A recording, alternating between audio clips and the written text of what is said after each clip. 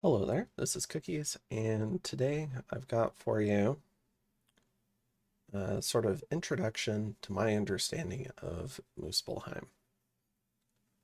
Muspelheim is a nation of fire giants in the early age, and it's the nation that I've picked to play in Lucid's tournament. I'll be playing in round one, game 42, like most of the other players who are in various games. There's 90 different games, 5 players per game. The other nations selected in my game are Vanheim, Fomoria, Machaca, and Satis. So they're going to have some influence on the build that I do. Now, when it came down to my pick, I was the fourth pick. I had two main options that I was considering. The first option was Hinnom, because I had done a Hydra with Lucid in False Pretenders, and he really opened my eyes to all the different things that Hinnom could do. And I have a bit of a running joke with the False God, where there's just nothing Hinnom can't do.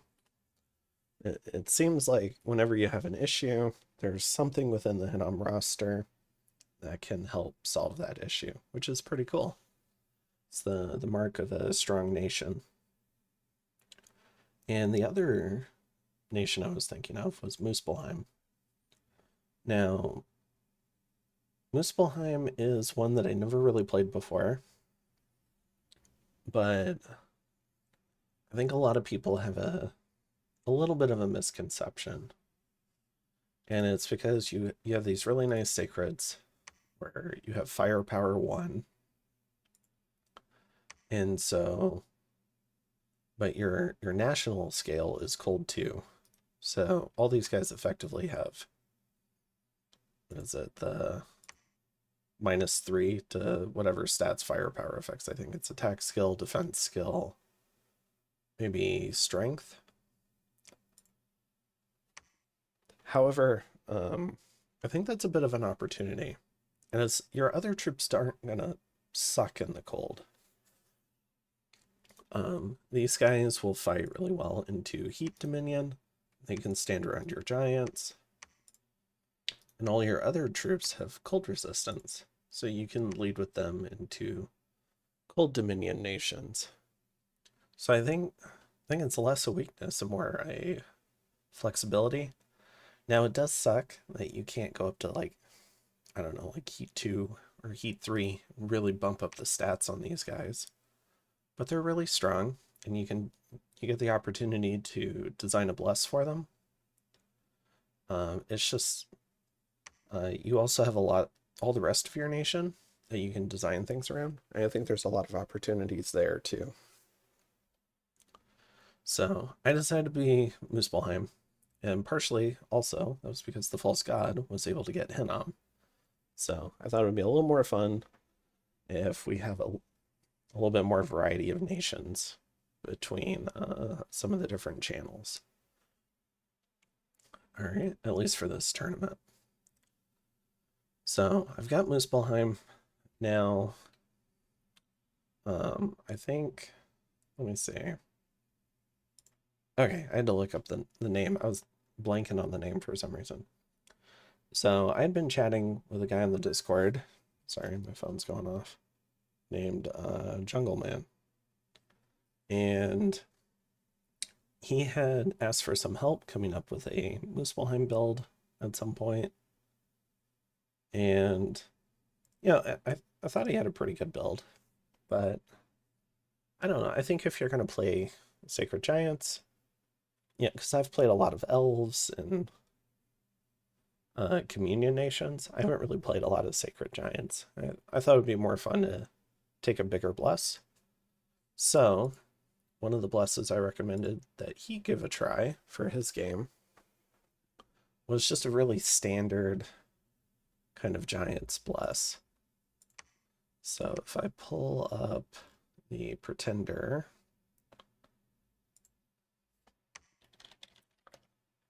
so it would be something like this. You can muck around with the scales a little bit. It's important to have production too, to be able to make the giants. You want an even dominion on Muspelheim, because your Jarls that bless your giants are 1 CP. So when you recruit them, you want to be able to get 2 of them plus your giants. That way you can get mages on alternating turns. Now, what's nice about this bless is you've got giants. Giants do really well with regeneration. You've got fortitude, limits the amount of incoming damage and lets the regeneration work a little bit harder. You fix their shock vulnerability a little bit, and you give them a little bit of cold resistance. So when you do have to march them around in the snow, they take a little less fatigue. So I think this is a super reasonable kind of like starting point for a build. However, when I was looking at the opponents in my particular lobby, I decided to ask for, just some viewpoints on this particular build. I asked Zan and Lucid. Lucid was really nice and mentioned that unholy weapons might be a concern. And then Zan was really nice and mentioned that luck might be a concern. And both of these were in relation to Vanheim. Vanheim can very easily buff luck onto Van Heers. And unholy weapons is, I guess it's untyped damage. So when you get hit, it ignores fortitude because it's not pure slash or blunt. It's on the unholy AP weapon attack. And that can punch through regen really quickly if fortitude's not helping out.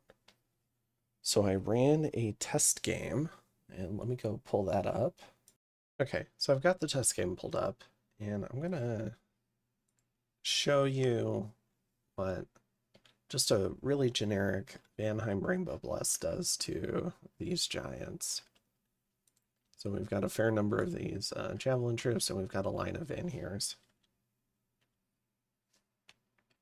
So what we're going to do is we're going to do both suggestions. We're going to paint as much luck as we can on these elves. And we took an unholy weapons bless. There's all sorts of variations that you could do. You could add stats, you could do resist. It's an imprisoned rainbow. I think it's imprisoned. And it's got, some dark vision, blood surge, enchanted blood, a bunch of resists, and unholy weapons. The core of it is unholy weapons. And what we're going to do is we're going to paint luck on them. There we go. So you can see some luck starting to get cast. And it's probably not going to get put on all of them, but it's going to get put on enough. And over here, we have the bless I just showed you, a very generic sort of Muspelheim bless. And we've brought some mages. I don't think you'd, because these are outside of cap, Gijas, I think it would be hard to rally too many more than this for a first war, potentially. But they're the ones with the, or I guess these are Muspel Gijas, so we're assuming some good randoms, I guess, too. And we're going to try to paint Gift of True Sight, because that would be a little bit of the counterplay that Muspelheim could do to try and see through Glamour.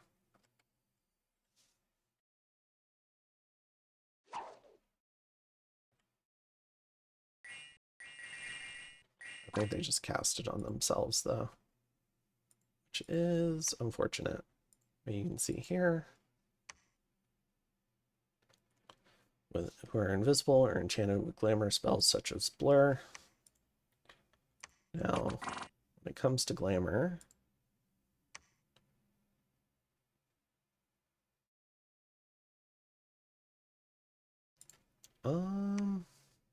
let's see. I was just wondering this. I mean, it says glamour spells, but let me look it up. So I looked it up, and contrary to what I thought, it says for mirror image, unlike some other glamour effects, mirror images are not negated by true sight. So I am going to have to punch through the mirror images.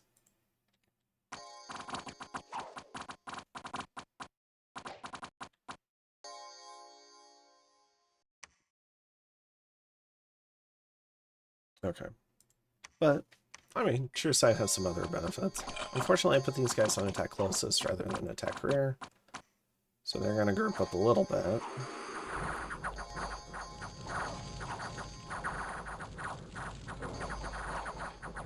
So you can see the disadvantage of running attack closest.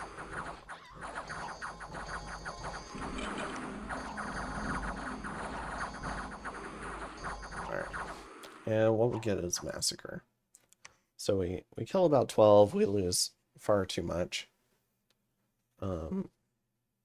The ratio would need to be reversed to even be trying to be close to acceptable. Because we're talking about 2 holy point units fighting 1 holy point units that cost less than 1/3 of the price. So obviously this isn't going to work, so we have to go back to the drawing board. All right, so let's see. So going back to the drawing board, we needed to figure out some other potential blesses. And all right, so I went ahead and pulled it up because there's a few different ones that, a few different iterations I went through, including some ones I deleted. All right, so if you go through and you test a fair amount, this was one of the builds I did come to. Now, I'm not sure if you need the Fate Weaving part of this. Blood Vengeance might be enough. But these two tend to synergize a fair bit.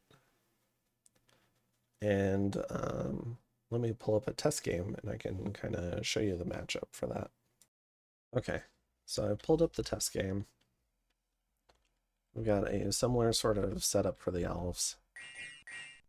Assuming that I don't script like shit again, so we're going to have these guys on attack rear, which means these guys need to spread line to catch everything. But it's the same sort of unholy weapons bless, and we're going to spam luck again. Then over here, we've got the Blood Vengeance, Spirit Sight, Fate Weaving chakras. This is the full fuck Vanheim bless.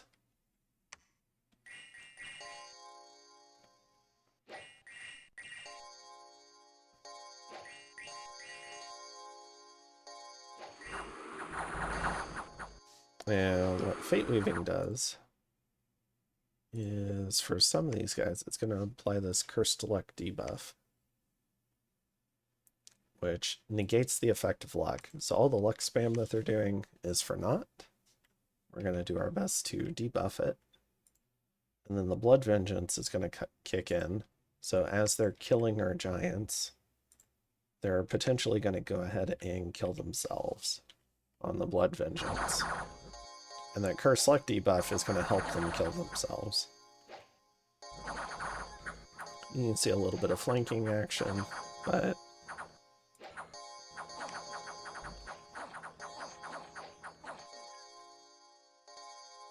all right.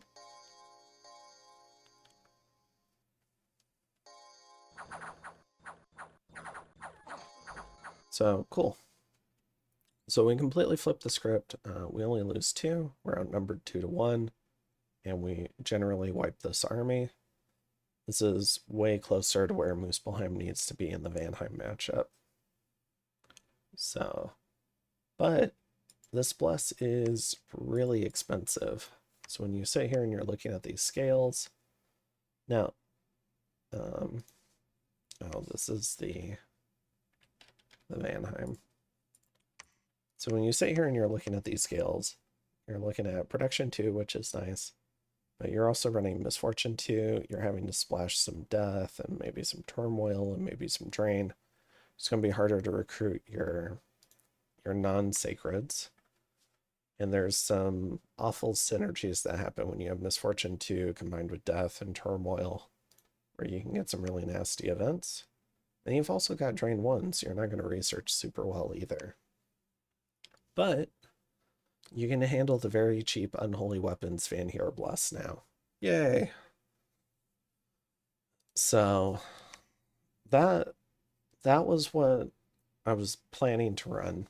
Now, our game had a restart, and it was agreed. So I went ahead and ran this initially for the first few turns. I forgot to look at epithets, but I know some of the other players looked at epithets. But I did know that I wanted to potentially change my build between games, just in case. And so I was asking Maryland about it. Kind of went back and forth, I think, a little bit between Maryland and maybe Lucid. And we decided it was okay. So I went ahead and changed my build. So I swapped from this, which was the Fuck Vanheim Bless, and I tried to go more middle of the road, where I'd have enough juice to fight Vanheim, but also the regen that might really help with fighting some of the other nations like Satis or Machaca. Not so much for Machaca's Sacreds, but just for all the Skelly spam they can do. Trying to come up with something that allows the Giants to wade through all those skeletons. So what I arrived at next, I'll go ahead and pull that up. All right. So this was the final build I came up with. I had many different iterations of these builds. I hemmed and hawed over them. I decided to go for the Fate Weaving. I thought the True Sight would help with the mirror images. Apparently I was wrong about that, but as Chris Lycock knows, I'm frequently wrong on all things with True Sight.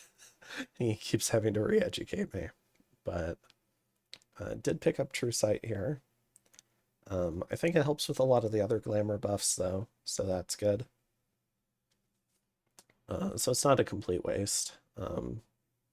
We did pick up regen. That'll help versus some of the other nations, including Femoria a bit. Fate Waving helps with luck spam on Van Heers. And then we picked up Shock Resistance. We decided to drop Blood Vengeance so I could be a little more aggressive with evocations. Sometimes with Blood Vengeance, your evocation mages will miss.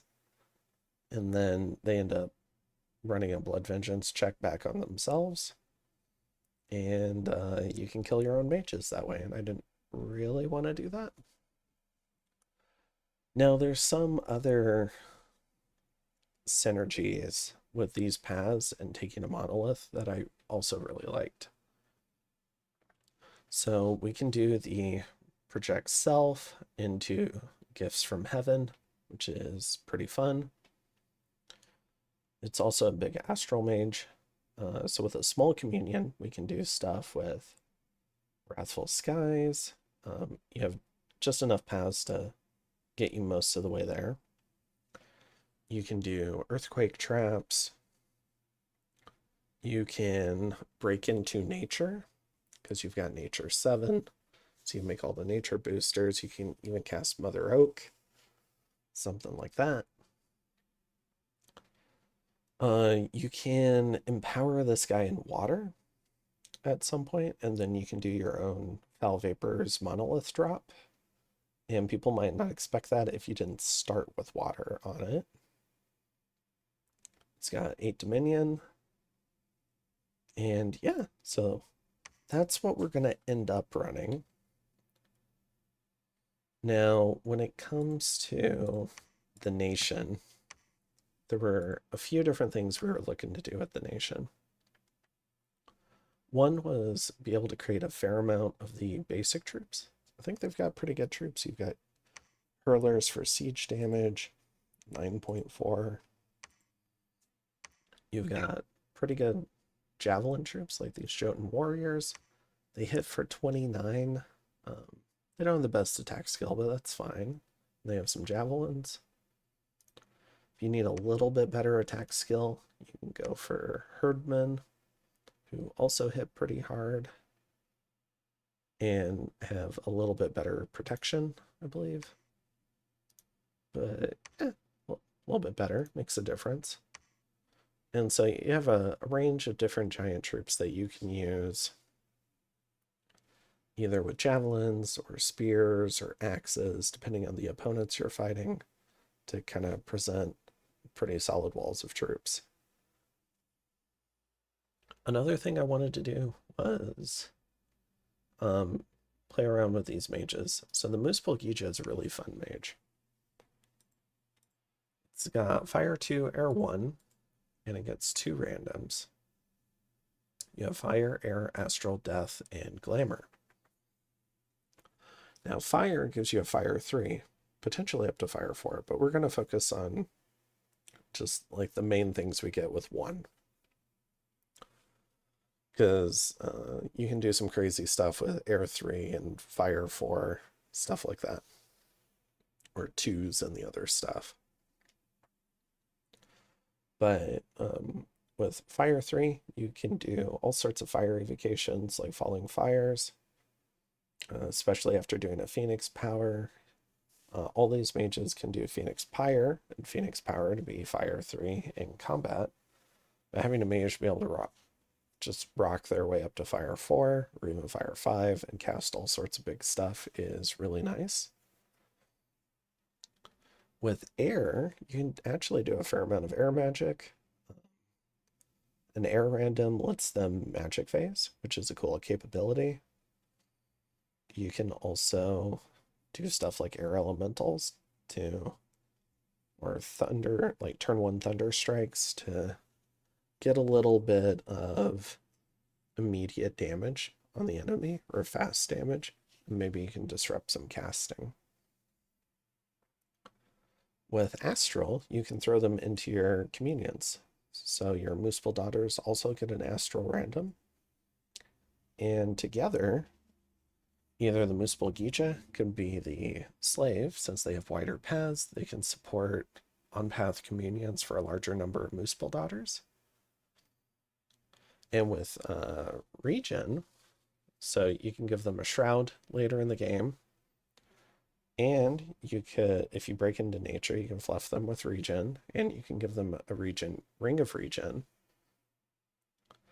to potentially do all sorts of nasty turbo communions, which are pretty fun. You also get, with death, that opens up the potential for skelly spam communions. You can also do stuff, if you get the double random. Potentially, you could also do some stuff like big death magic off of those communions. You're not necessarily going to have a ton of them, but yeah, having death is nice. And if you have just death 1 isn't super great. But if you get death 2 or you get astral death, you can do all sorts of stuff with that. And death 2s can potentially help you break into higher death, especially if maybe you do 1 in power in there. Now, Glamour 1 lets you buff things like Gift of True Sight, and I think Glamour 2 lets you do stuff like Ephemeral Blast. It's nice. I wouldn't say it's the core, though. I think at their core, they want to be an evocation mage. They want to use their fire and air magic, or if they get sorcery paths, you can do stuff with them in communions, especially if they get astral. But just death 1 or just glamour 1, probably not game-changing, unless you really need to buff that Gift of True Sight. Although with fire and glamour, I think there's stuff you can do like buff awe, but that's not really what I'm looking for this mage to do. All right, and they've got 34 hit points, so those communions can be pretty cool. They also have a really fun slap that can shrink people. All right, so that's the kind of like the premier mage in the Muspel lineup. Your workhorse mage is the Muspel daughter. And what's cool about them is they're Fire 1, Air 1, Death 1. This is a great set of paths, considering what they get for their random, which is Fire, Air, and Death, or Astral. if you get the Astral one, you can plug them into Communions and you can do all of this stuff on path. If you get Death, you have a Death 2 who can Skelly spam. If you do Air, you get Air 2 who can do Magic Phase, can do Lightning. And if you get Fire 2, you can do all the evocations. You can do Phoenix Pyre, Phoenix Power, Falling Fires, all sorts of stuff. All of these mages are useful. Now, the Communion mages are only useful if you have a certain mass. And I think they make pretty good site searchers. So what you can do is you can have them out site searching, and then eventually you can route them all back to a particular point, and that can be your Communion group. And maybe they could defend a fort or something that way as a Communion, but spend most of their time researching. While the other mages with more particular jobs can go off into combat, because you don't have to worry about burning out the Communion with them. So really like the Muspel Daughter. All of them are useful, and they're recruit any fort, which is great. They are not sacred though. They do have a shock vulnerability, which could be an issue, but they have air magic, so they can fix it themselves. You can have them cast, I think, protection from lightning, and then you get rid of that vulnerability. Okay, so that's kind of like your workhorse mage. Additionally, they're a source of undead leadership. Now, as one of the Jotun nations, you can get Jotun Long Dead, which are unique Long Dead. So these Muspel Daughters can not only summon those Long Dead for you, they can also lead them on campaign if you don't have something like a Mound King. And so you can have groups of those Long Dead led by a Muspel Daughter or two. And you can have the synergy of your mages and troops protecting each other, which is really nice. Now, your other recruit any fort except your capital mage is the Gija. And the Gija are your sorceresses. They have all the sorcery paths as randoms and blood, which I guess is no longer a sorcery path now. And they start with death, glamour, and blood. Now, with blood, they can do blood hunting, all the different blood things. But what really opens them up is with their randoms. If they random astral, you can do all of the complicated astral blood cross-path stuff. That includes, with boosters, you can do Sun, Lesser, Horror. You can have them do pain transfer communions or Sabbaths. You can do the kind of like Sabbath and communion chaining, however you want to set that up. You can cast Reinvigoration onto your communions, which is really strong. And depending on your other randoms, if you get an astral path, you can add a lot of other stuff on communions too, especially for communions with Muspel Daughters. You could add a bunch of nature buffs. You could add, and you can add maybe some blood buffs, although I'm not aware of too many. So that's kind of nice, especially the nature. If you get that set, those ones are pretty valuable.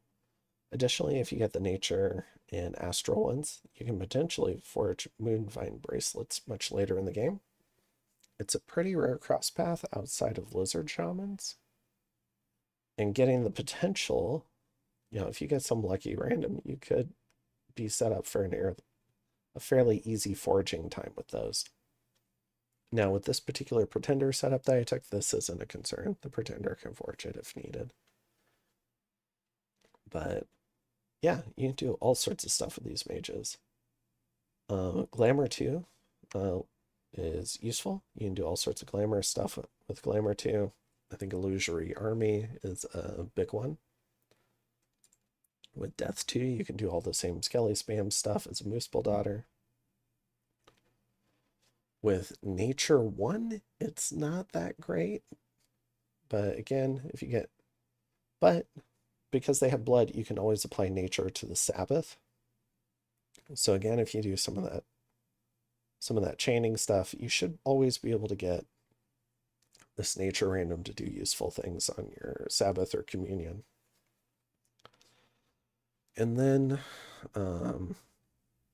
yeah, and potentially you can get Astral too, which will give you someone who can make Starshine Skullcaps, which is pretty nice, and get up to Astral 3. So a very versatile mage. You're going to want a lot of them, especially the Blood 2s are going to be your main Blood Hunters. And they can do a great job at that. Because they have Blood Death. So you have National Long Dead, which means you're going to have parties of Long Dead. If you want to supplement that, say if you don't have a huge blood economy, you just have some, you could get Bone Fiends and mix them in with your Long Dead to just kind of like buff out the parties a little bit more. They have that Blood Death cross path for doing that. And the Blood ones will be able to get more per cast. There is a little bit of scaling there. So just something you can do if you want. Certainly don't have to. And here we have the Muspelheim. He's your Holy One. He's going to lead your giants around and bless them. You have the Muspel Goad. He has some magic, so he can do a little bit of thugging potentially, but you're going to want to replace his armor. His armor sucks. He's only got 13 protection, which is significantly less than the hearse at 17 protection. So it can be, it's already hard enough keeping the hearse alive because he likes to charge into combat. It might be a little easier to script the goad to keep him out of combat. He might have some spell he can cast rather than charging in like the hearse does, but his armor is a lot worse, so it could be harder to keep him alive. He's also 2 recruitment points. So with the hearse, you can get 2 in 1 turn. With this guy, you get 1 per turn, but he's Holy 2, so he can lead bigger groups of giants, which can also be useful. So I think you'll want to get some of these at some point. I just don't know about during expansion. I think you want the hearse during expansion. And then finally, we have the Muspel Jarl. I'm not an expert at using SCs. This is certainly an SC candidate, though. You can do Fire Shield, Phoenix Pyre. I think you can give him, if he gets a Death random, I think you can give him a Death Gem to do Soul Vortex. With an Air random, he can Magic Phase onto enemies. And with a Fire random, he might be better as an army caster, doing big evocations. He comes with his own built-in Flame Blade, which is really cool because it has an AoE 1 effect. It's a little bit stronger than the Flame Sword that the other Muspel Giants get. So that AoE 1 is pretty nice. And then he's also got the same firepower. So that's just a really quick national overview. In terms of some power spikes that I see with this nation, something that you have a lot of is the Air Death Crosspath and the ability to put that on communions. I think there is potential, not with the Muspel Daughter, but with maybe the Gijas, if you get certain randoms, to do Magic Phase Winds of Death with your national recruitable mages, which is really strong. You can also just walk around with a communion with a bunch of your national long dead out in front and do a bunch of Winds of Death spam. You can also, so that's a power spike up at, I think, Evo 7. You have another power spike at different levels of fire evocations. So Evo 5 and I think Evo 2 or 3, wherever Fireball is. So as you move up evocation, you hit power spike after power spike, which is really nice. Alt, I think 3, I think gives you personal mistform or mistform and body ethereal. That's another really nice power spike for protecting your mages. Evo is where you get to make your mages hurt other people. And then I think early on, grabbing enchantment 1 so you can make your national long dead is also really nice. Because you do have a little bit of national death income. And so you can use that to help augment expansion and help out in your first war. So that's a little bit on the nation. I wouldn't say I'm an expert at this point, but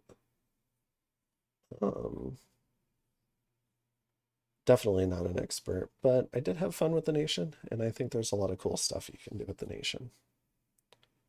So I hope you enjoyed this little overview of what I was thinking going into this tournament. It was, I need to make my Giants work really hard because I'm taking a fairly strong bless for them. It's a small map. It's a donut with 5 players. You really only have to win 2 wars to win the game. And so, with 2 nations that have elves, so Femoria also has elves, and both of them have glamour, I needed to be able to counter luck spam, unholy weapons, and I needed to be able to punch through and kill elves. The regen was for the other half of the matchup, where if there's a certain amount of skelly spam or poison that's coming in, I wanted regen to be able to try and hopefully help with that. And that would be from Satis and Machaka. So that was my loose sort of game plan. I spent an enormous amount of time doing expansion testing. All of these builds generally got about 20 provinces in expansion, unless I took the Bless Awake. So all of these builds were dormant. For Awake versions of the Bless, I could get up to about 28, 29 provinces. And partially that's because your cap is on the outside part of the donut. And so, and parts of the donut can be really hard to access. And if you get tough indies in a certain spot, it can kind of block you off. So getting 28 took a much stronger bless in terms of moving around the map than getting 20 did. And so I decided to just go for 20. And I think dormant is reasonable here unless someone guns straight for your cap. And that's because the caps on this map, while there's fewer players, and so you want a stronger bless, the caps are further apart. So on a normal map, you're about 4 provinces away.